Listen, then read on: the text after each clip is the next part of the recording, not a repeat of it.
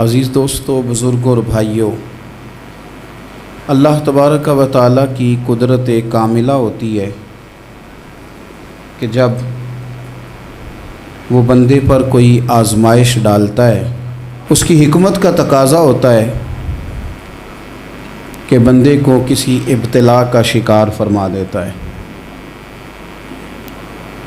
پھر اگر بندے کے اندر اخلاص ہو، للہیت ہو، اور بندہ کی ساری امیدیں اپنے رب تعالیٰ سے وابستہ ہوں، تو پھر اللہ تعالیٰ اس کی برات کے لیے بھی بندوبست فرما دیتا ہے، اس کی صفائی کے لیے بھی خود اللہ انتظام فرما دیتا ہے، اس کی عزتوں کی بحالی کے لیے، اس کے وقار کی بلندی کے لیے اور اپنے بندے کی حفاظت کے لیے سارے اسباب بھی اللہ ہی پیدا فرما دیتا ہے۔ قرآن مجید سورہ مریم، اللہ تبارک و تعالیٰ نے اپنی قدرت کاملہ کا اظہار کرنا ہے کہ رب چاہے تو بغیر باپ کے بھی اولاد پیدا کر دیتا ہے، لیکن جس جگہ سے اس قدرت کا اظہار ہو رہا ہے، جس ذریعے سے لوگوں تک یہ بات پہنچ رہی ہے، اس کے بارے میں لوگ کیا خیال بنائیں گے، کیا ذہن بنائیں گے، یہ بھی ایک پوری داستان ہے۔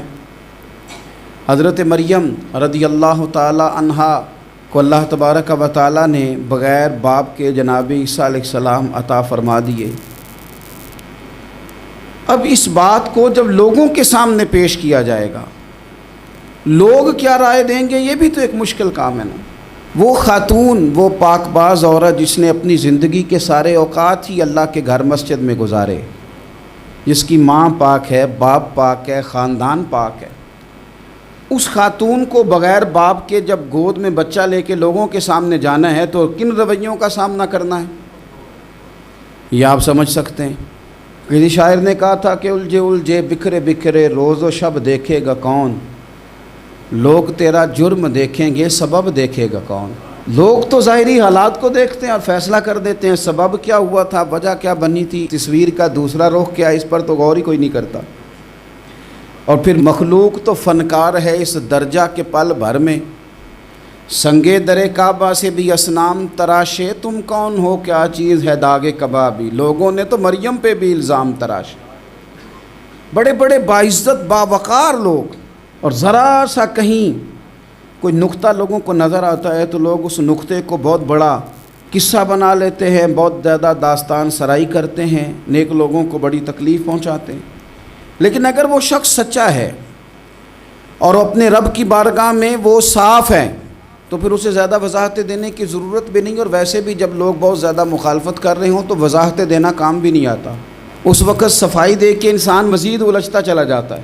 حضرت مریم کی گود میں جناب عیسیٰ علیہ السلام تشریف لے آئے تو جناب مریم کو حکم تھا کہ آپ نے بولنا ہی نہیں، آپ نے بات ہی نہیں کرنی، آپ خاموش رہیں۔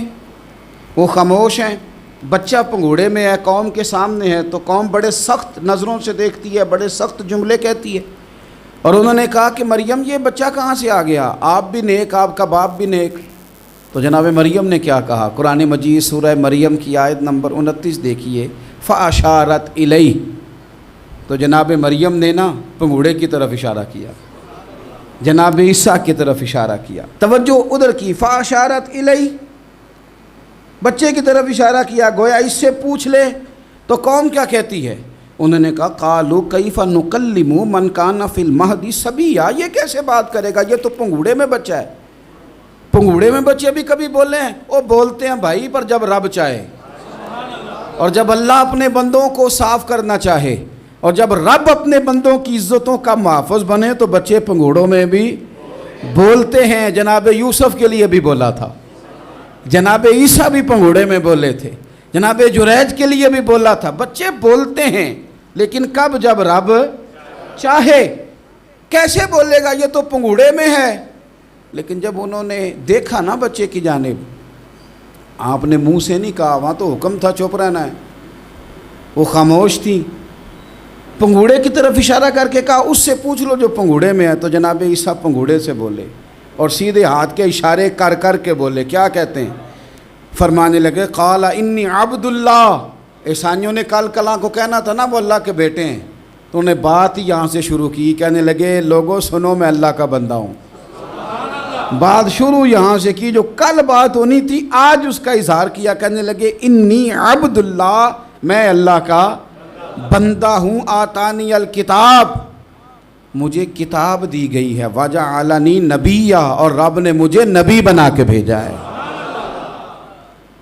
10 منٹ پہلے جناب مریم کے بارے میں رائے لوگوں کی اور تھی، اور 10 منٹ کے بعد اور تھی۔ 5 منٹ پہلے باتیں اور تھیں، اور 5 منٹ کے بعد باتیں اور تھیں۔ جب رب بندوبست کر دے، جب اللہ اہتمام کر دے، میرے بھائی ضروری تو نہیں کہ ہم پریشان ہی رہیں کہ یار یہ کام میں نے کیا نہیں، میرے کھاتے ڈال دیا گیا، یار اس جرم کا میں مجرم ہی نہیں اور میرے منہ پہ سیاہی ملنے کی کوشش کی جا رہی، یہ میرا کھاتا ہی نہیں اور لوگ مجھے تکلیف دے رہے ہیں۔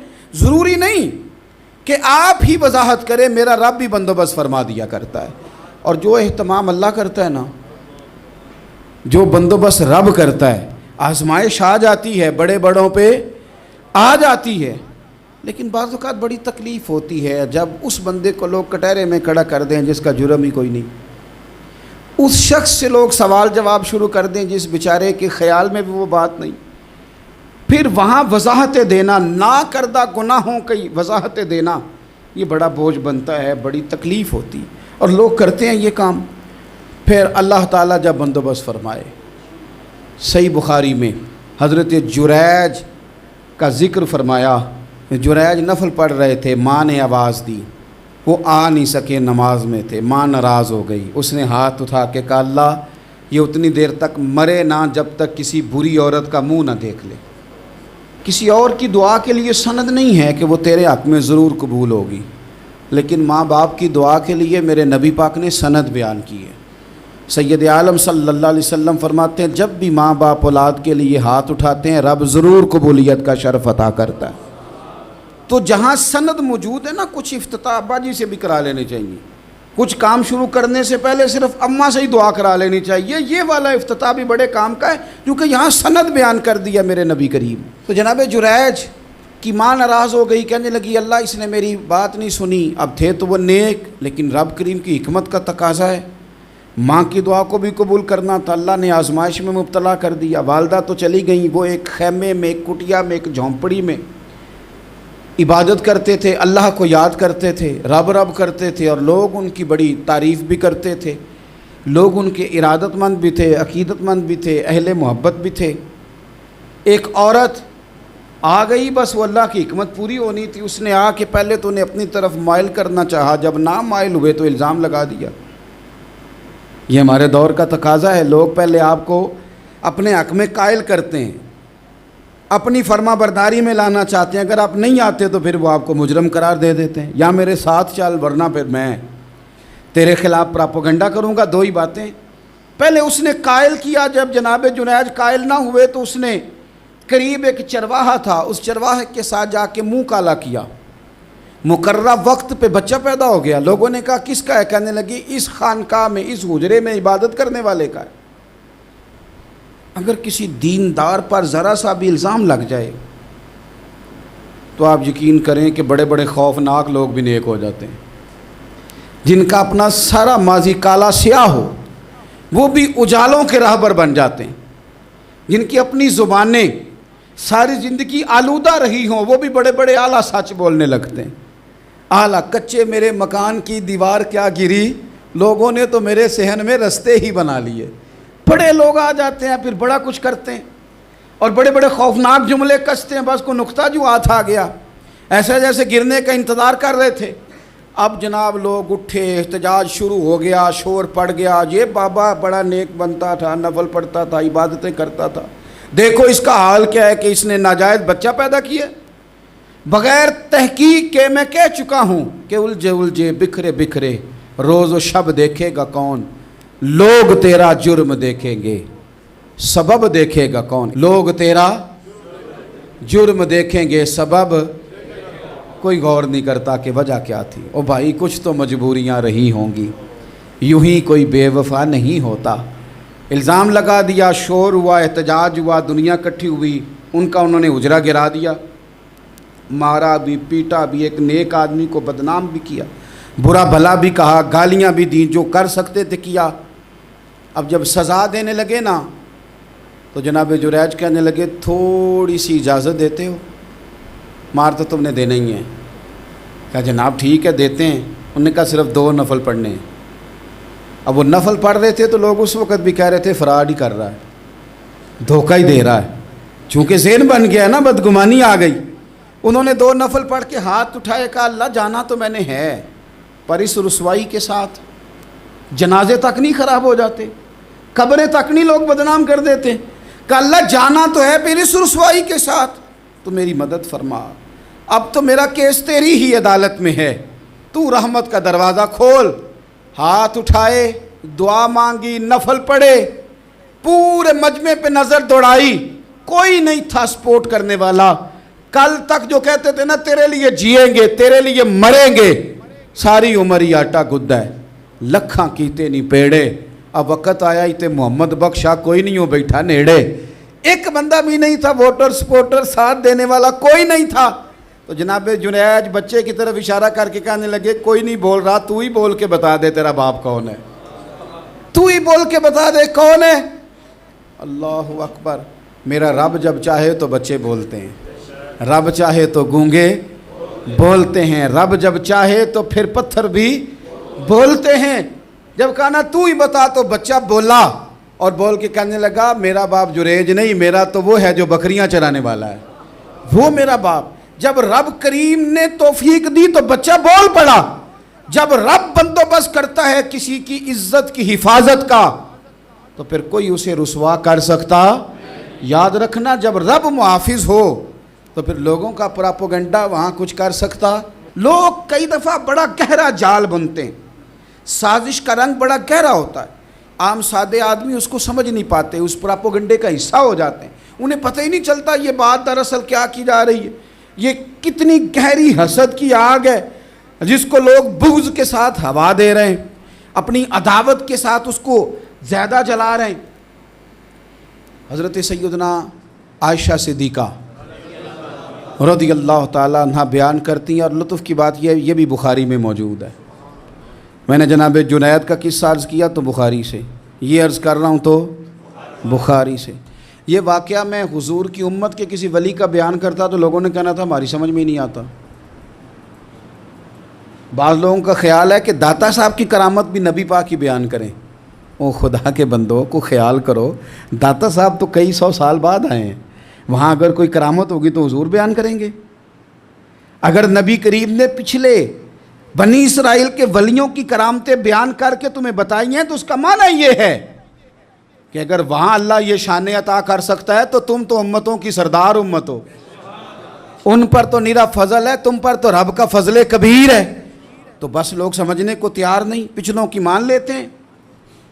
جناب آصف بن برخیہ کی کرامت جو سورہ نمل میں آئی وہ تو مانیں گے، پر غوث پاک کی کرامت یہ پتہ نہیں عجیب فلسفہ ہے، اور کس طرح کا فلسفہ ہے یہ سمجھ سے بالاتر ہے کہ بنی اسرائیل کا کوئی ولی ہو تو اس کی کرامت ہو سکتی ہے، اور نبی پاک کی امت کا ہو تو اس کی ہو ہی نہیں سکتی۔ کیا معنی ہے اس بات کا؟ اور لوگ ہیں کہ داد و تحسین دے رہے ہیں، واہ واہ کر رہے ہیں۔ اللہ تعالیٰ سمجھنے کی توفیق عطا فرمائے۔ حضرت عائشہ صدیقہ رضی اللہ تعالیٰ عنہ فرماتی ہیں ایک عورت تھی اور اسے نبی پاک صلی اللہ تعالیٰ علیہ وسلم نے وہ کلمہ پڑھ کے مسلمان ہوئی، مدینہ طیبہ آ گئی تو حضور نے مسجد نبوی شریف میں اس کے لیے مکان، ایک سادہ سا کمرہ ساتھ مسجد کے بنوا دیا، وہیں رہنے لگی۔ اکثر وہ سیدہ طیبہ کے پاس آتی تو حضرت عائشہ صدیقہ رضی اللہ تعالیٰ عنہ فرماتی ہیں وہ بڑی باتیں سناتی اور آخر میں کہتی وہ ہار والا دن بھی بڑا عجیب دن تھا، اور میرے رب کی قدرتوں کا دن تھا، وہ بھی بڑا عجیب دن تھا۔ سیدہ عائشہ صدیقہ رضی اللہ تعالیٰ عنہ ایک دن فرمانے لگی کہ تو ہار والے دن کا بڑا ذکر کرتی ہے، وہ کیا دن تھا؟ تو خاتون کہنے لگی اماں جی وہ دن تھا جب میرے رب پر بھروسہ اور مضبوط ہو گیا، جس دن میرا اپنے رب پر توکل اور بڑھا، میرے ایمان میں یقین میں اور پختگی آئی۔ کہنے لگی میں ایک گھر کی کنیز تھی، نوکرانی تھی، اس گھر میں ایک بچی تھی جس کے پاس سونے چاندی ہیرے جواہرات کا ہار تھا۔ اس زمانے میں چمڑے کے اوپر لوگ ہیرے جواہرات لگاتے تھے، کئی دفعہ سرخ رنگ کے چمڑے پہ لگائے جاتے تھے، وہ بچی پہنتی تھی تو کہتی ہیں وہ بچی کے اس نے اتار کے رکھا یا اس سے گرا وہ ہار تو چیل اسے اٹھا کے لے گئی گوشت سمجھ کے، اور میرے سامنے اٹھا کے لے گئی۔ گھر والوں نے مجھ سے پوچھا، یہ بخاری میں موجود ہے، گھر والوں نے پوچھا مجھ سے کہ وہ ہار کہاں ہے، تو میں نے کہا چیل اٹھا کے لے گئی۔ گھر میں کچھ چوری ہو جائے تو سب سے پہلا الزام کس پہ لگتا ہے؟ ملازمین پہ۔ کہتے انہوں نے مجھے بڑا مارا، بڑی تکلیف دی، حتیٰ کہ میری شرمگاہ تک کی تلاشی لی، میری عزت اتنی خراب کی میں بتا نہیں سکتی۔ میں نے اپنی زندگی میں ایک واقعہ دیکھا، ایک امیر گھر میں چوری ہو گئی، ملازم کو اتنا مارا کہ وہ چارپائی پہ پڑ گیا، پولیس والوں سے اتنی مار پڑوائی گئی کہ وہ بیچارہ چارپائی پہ پڑ گیا، اور پھر وہ اتنا بیمار ہوا اور کچھ دنوں کے بعد پتہ چل گیا کہ چور تو اپنا بیٹا ہے ان کا۔ پھر اس کا انتقال ہو گیا۔ اب وہ سیٹھ صاحب اور گھر والے آ کے مرنے والے کے کان میں معافیاں مانگ رہے ہیں، کان میں۔ تو میں نے ان سے پھر کہا تھا کہ یہ تو اب چلا گیا ہے، تمہارا زور چلتا تھا نا، تو تم نے قانون خریدا اور تم نے اسے جتنا ہو سکا تم نے اسے مار پڑوائی، تمہارے پاس جو عدالتیں تھیں تم نے وہاں کارروائی کی، اب ایک عدالت قیامت کے دن لگے گی۔ یہ کمزور تھا نا، کچھ کر نہیں سکا۔ میرے نبی پاک صلی اللہ علیہ وسلم نے فرمایا، سن لو، اگر سینگ والی بکری نے بغیر سینگ والی بکری کو تکلیف دی ہوگی نا تو قیامت کے دن اسے بھی بدلہ دینا پڑے گا، کہ تیرے پاس سینگ تھے اور تو نے اسے مارا تھا۔ وہ خاتون عرض کرتی ہے سیدہ عائشہ کی خدمت میں کہ مجھے بڑا مارا، مجھے تکلیف دی، میں کہہ رہی تھی کہ میرے سامنے چیل لے گئی ہے، پر وہ نہیں مان رہے تھے، اماں جی انہوں نے مجھے بڑا مارا۔ حضرت عائشہ صدیقہ کہتی ہیں پھر کیا ہوا؟ کہنے لگی اماں جی جب کوئی میرا مددگار نہ رہا، مجھے تکلیف دے رہے تھے، رسوا کر رہے تھے، تو میں نے اپنے رب سے مدد چاہی، میرے رب کی طرف میں نے توجہ کی، میں نے کہا مالک اب تو ہی میرا مددگار ہے۔ کہتی ہے وہ مجھے مار رہے تھے تو وہ چیل جو ہار لے گئی تھی وہی لے کے واپس آ گئی، اور ہمارے سروں کے قریب لا کے اس نے جب اس ہار کو پھینکا، وہ مجھے چھوڑ کے سائیڈ پہ ہوئے، وہ میری بے گناہی جان گئے، لیکن آپ کو بتاؤں اس دن سے میرا اپنے رب پر یقین اور بڑھ گیا۔ مجھے سمجھ آ گئی کہ جب انسان پورا ٹوٹ جاتا ہے اور جب کوئی چاروں جانب اس کا مددگار نہیں ہوتا تو رب تو ہوتا ہے نا، اللہ تو اس کا مددگار ہوتا ہے نا، وہ تو پھر اپنے اس بندے کی مدد کرتا ہے نا، پھر وہ تو توانائی دیتا ہے نا، وہ تنہا نہیں چھوڑتا، وہ تو آنسوؤں والوں کے آنسوؤں پہ بڑا کرم فرماتا ہے، وہ تو قسم پرسی میں آ جاتا ہے، اس کی رحمت بڑھ کے استقبال کر لیتی۔ تو بھائی جب آپ پر اللہ کی حکمت کے تقاضے پورے ہونے لگیں اور زندگی میں کبھی کوئی ایسا وقت آئے کہ آپ محسوس کریں کہ تنہا رہ گئے ہیں اور کئی اپنے بھی مخالفین کی جماعت میں نظر آنے لگے ہیں، تو اس وقت پھر دل، روح، زبان اور ذہن کو یکجا کر کے سمجھ لینا کہ جب ساری دنیا ساتھ چھوڑ جاتی ہے تو رب کی رحمتیں اس وقت بھی ساتھ رہتی ہیں، اور اللہ کی مدد اس وقت بھی بندے پہ کرم نوازی کرتی ہے۔ ایک اور حدیث سنیں، لطف کی بات یہ ہے یہ بھی بخاری میں ہے، یہ بھی واقعہ بخاری میں ہے۔ اللہ اکبر۔ ایک شخص نے ایک بندے سے قرض مانگا، اس نے کہا مجھے قرضہ دو۔ وہ کہنے لگا کہ کتنا قرضہ؟ اس نے کہا 1000 دینار۔ دینار سونے کا ہوتا تھا، درہم چاندی کا ہوتا تھا۔ 1000 دینار چاہیے۔ اس نے کہا کوئی گواہ ہے تیرے پاس؟ غریب کا گواہ بھی کوئی نہیں بنتا، کبھی الجھ جائے نا کوئی بندہ تو کئی اپنے بھی کہہ دیتے ہیں کہ ہم اس کے قول فعل کے ذمہ دار نہیں ہیں۔ ایک غریب آدمی کو قرض کی ضرورت پڑ گئی، 1000 دینار چاہیے۔ میں کہہ چکا ہوں کہ درہم چاندی کا ہوتا تھا، دینار سونے کا، اب 1000 دینار لینا ہے۔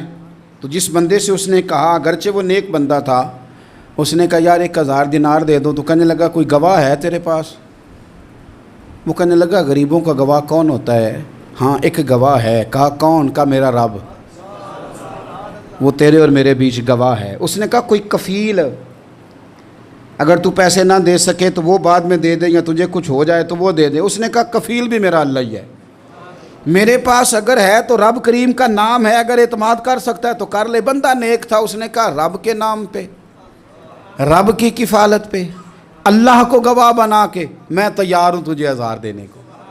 اس نے 1000 دینار دے دیا، وقت واپسی کا طے ہو گیا، وہ چلا گیا پیسے لے کے۔ اس نے پوری محنت کی کہ میں نے وقت پہ پیسے لوٹانے، پوری محنت بھی کر لی، اللہ نے مدد بھی کر دی، پیسے بھی اس تاریخ کو اسے مل گئے، بعض لوگوں کا تو لوٹانے کا دل ہی نہیں نہ ہوتا۔ فرمایا حدیث پاک میں کہ تو لوٹانے کا ارادہ کر، رب تیری مدد بھی فرمائے گا۔ لیکن یہاں بہت سارے لوگ کہتے ہیں خیر ہے، ارادہ ہی نہیں، تو پھر جس طرح کا بندے کا گمان ہو رب بھی اسی طرح کا معاملہ فرماتا ہے۔ اس نے پیسے جمع بھی کر لیے اور واپس دینے کو تیار بھی ہو گیا، لیکن رستہ بحری جہاز کا تھا، کشتی کا تھا، دریا کے رستے واپس آنا تھا۔ اب وہ جب آ گیا دریا کے کنارے تو بڑی کوشش کی، پر وہاں اسے کوئی کشتی نہیں ملی۔ وقت پہ پیسے لوٹانے ہیں، سفر کرنا ہے، اب سواری میسر نہیں ہے، سوچ سوچ کے پریشان تھا کہ میں نے تو اللہ کے نام پہ لیے۔ اچانک دل میں ایک تجویز آئی، اس نے ایک لکڑی لی، لکڑی کو اندر سے کھولا، 1000 دینار اس میں بھرا، بخاری پڑھ رہا ہوں، اور ساتھ ایک خط بھی لکھا کہ یار میں پیسے پہنچانا چاہتا تھا پر مجھے کوئی چیز نہیں ملی دریا کے اس پار آنے، اللہ کے نام پر تیری طرف روانہ کر رہا ہوں۔